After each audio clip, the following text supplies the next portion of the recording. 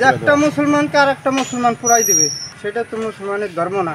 মুসলমানের ধর্ম কি, তারে সে মারা গেছে তার উপরে থেকে তারে নিয়ে ওই আবার গোরস্থানে নিয়ে মাটি দিতাম। লাশ পোড়ানো, আমরা তো আসলে এটা মিডিয়াতে খুব দ্রুতই ছড়িয়ে পড়ছে লাশ পোড়ানোর বিষয়টা নিয়ে। এই লাশ পোড়ানোটা আসলে এটা কোনোভাবেই মেনে নেওয়া যায় না। কিন্তু উনি যে ইমাম মাহাদি দাবি করছে বা ইসলাম বিরোধী কিছু কাজ করছে, সেটা না হয় পর্যালোচনা করে বা তাকে জীবিত অবস্থায় এর একটা সমাধান আনে, বা আমাদের যারা মুসলিম সমাজ আছে, ইসলাম ধর্মের যারা অনুসারী, যারা ভালো বিজ্ঞ, তারা সবাই মিলে এটার কিন্তু সমাধান করতে পারত। কিন্তু জীবিত অবস্থায় তার এই বিষয়টা নিয়ে কোনো আলোড়ন সৃষ্টি করে নাই। কিন্তু একজন মৃত ব্যক্তি, সে তো অন্যায় করছেই, ঠিক আছে, অবশ্যই তার শাস্তি জীবিত অবস্থায় করা উচিত ছিল।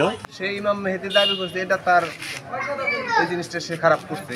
যারা নাকি তার লাশ উঠিয়ে ওই পুরাইছে, এটা কিন্তু খারাপ করছে। এটা কিন্তু ইসলামের ইস্যু নাই যে একটা লাশ, মুসলমানের একটা লাশ পুরায় না। তারা ইসলামের যেই ওটা তারা মাটি দিয়ে তো স্বাভাবিক কবরে, এটা ইসলামের বিরুদ্ধে কাজ করে।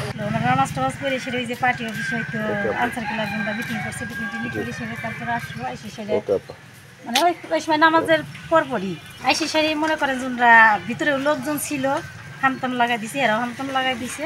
আর আমরা এই যে ভয়তে মনে করেন যে বাড়ি থেকে গেড়ি থেকে আমরা বাড়াইনি। আবার দেখলাম যে আগুন ধরাই দিছে, সেই আগুন ধরেন ওই এক জায়গায় লাগলে তো সব জায়গায় লাগতে পারে। আমরা আবার ফিরে যার যার বাড়ি হয়তো কাটওয়ার ছিল সেটা বন্ধ করলাম। পুরানো এটা খারাপ হয়েছে, এটা আমাকে মুসলমান আইন তো এটা খারাপ হয়েছে, অন্যায় হয়েছে।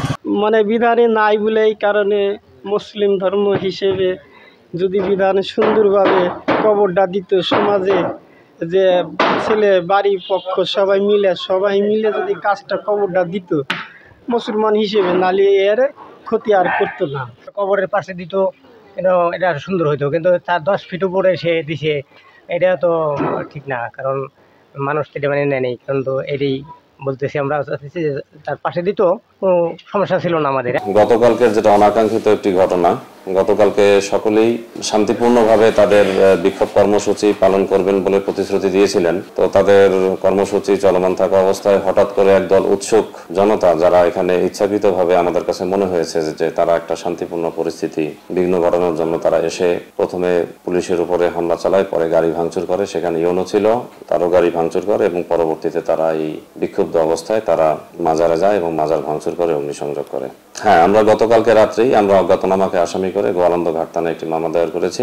এখানে এই ঘটনায় যারা ইচ্ছাকৃতভাবে একটা শান্তিপূর্ণ পরিবেশকে যারা বিঘ্নিত করতে চায়, সাধারণ মানুষের শান্তি শৃঙ্খলা নষ্ট করতে চায়, দেশের মানুষ, আইন শৃঙ্খলা বাহিনী অবশ্যই তাদের বিরুদ্ধে যথাযথ ব্যবস্থা নেবে। আমরা গতকালকেই একটা মামলা দায়ের করেছি। আমাদের পরিস্থিতি সম্পূর্ণ নিয়ন্ত্রণে আছে, পরিস্থিতি এখন স্বাভাবিক আছে।